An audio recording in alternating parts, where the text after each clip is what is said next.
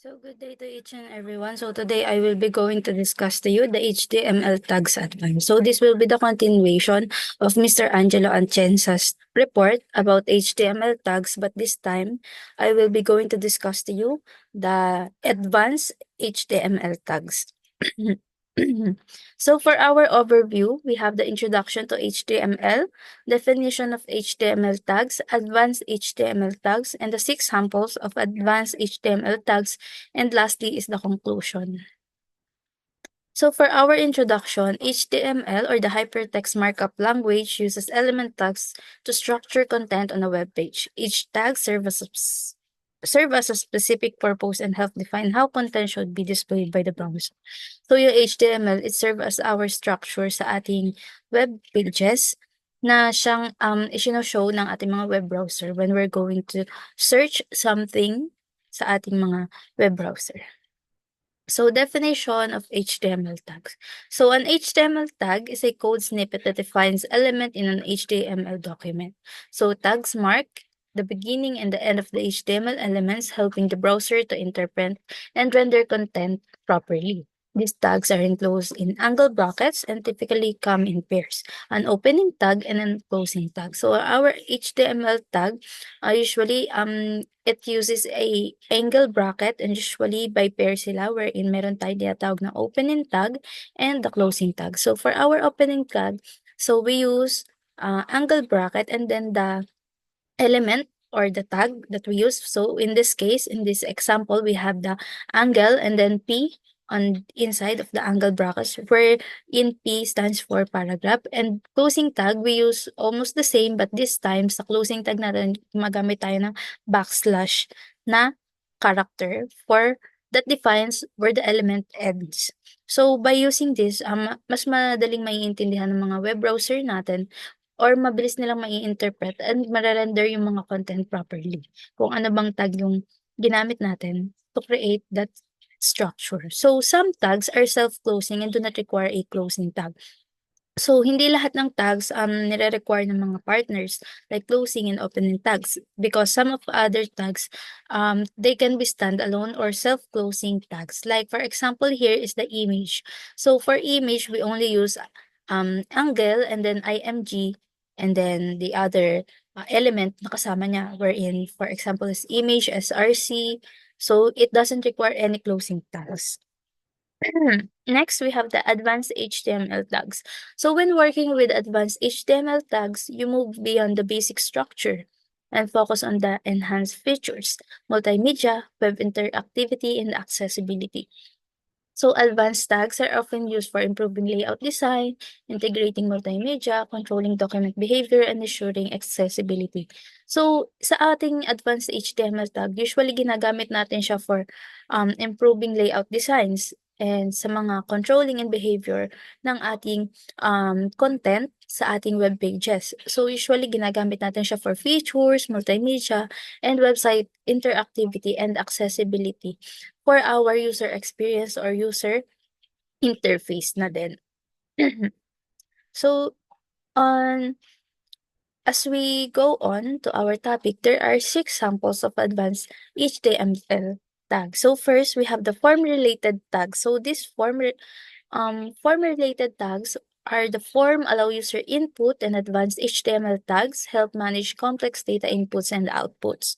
So next is the multimedia and graphic tags. Usually ginagamit siya sa ating multimedia and for our graphic tags, wherein these tags allows embedding images, video, audio, and even interactive elements like SVG graphics.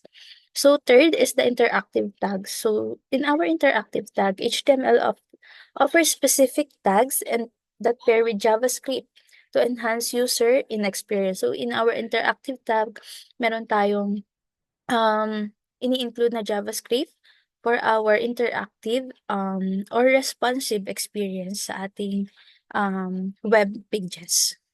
So fourth is the semantic and structural tag. So these tags enhance the readability of the code and improve accessibility by defining clear structures on the page. So dito naman ginagamitan natin siya ng structures for to enhance the readability of our code.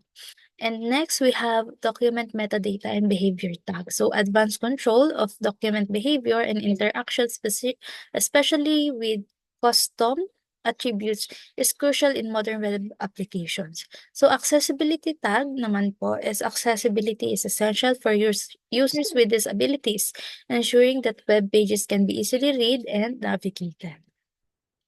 So here are some examples of the 6 samples of advanced HTML tags. So sa form-related tags, we have here some examples. We have form, we have input, text area, select, and data list. So these are the some tags that is related to the form tags. And next, we have here the multimedia, wherein meron tayong canvas, SVG, audio, or video tag na maaari nating magamit to enhance our graphic and multimedia in our websites or web pages.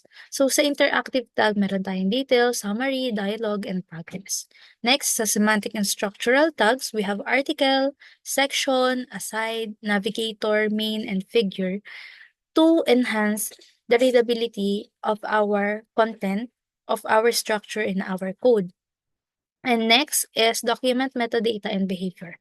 Meron tayo ditong meta, wherein usually pinaprovide po natin to sa upper part or sa head ng ating default structure ng HTML. And then meron tayong script, wherein dito ini-include natin yung JavaScript, and link. So dito gumagamit tayo ng mga links or style sheet. Like for example is yung mga halimbawa for example gumagamit tayo ng mga link um, outside our code. Like for example, yung sa CSS style sheet, or even kumukuha tayo ng mga links on the internet para mai-connect natin or mai-compile natin dun sa ating web pages. And next, accessibility, wherein we have label, ARIA attributes, and role.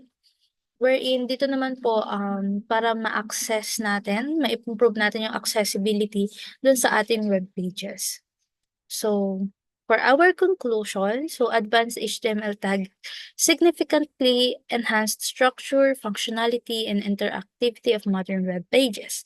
These tags go beyond basic content organization, allowing developers to create complex form for handling user input efficiently, embed multimedia elements like videos, audios, and interactive graphics, improve user experience through interactive elements such as collapsible sections, modal dialogues, and progress indicators, structure content semantically improving readability and accessibility for both users and search engines, control document behavior by integrating metadata, external script, and resources, and lastly is enhance accessibility to ensure websites are usable by people with disabilities through the use of roles, area attributes, and form labeling.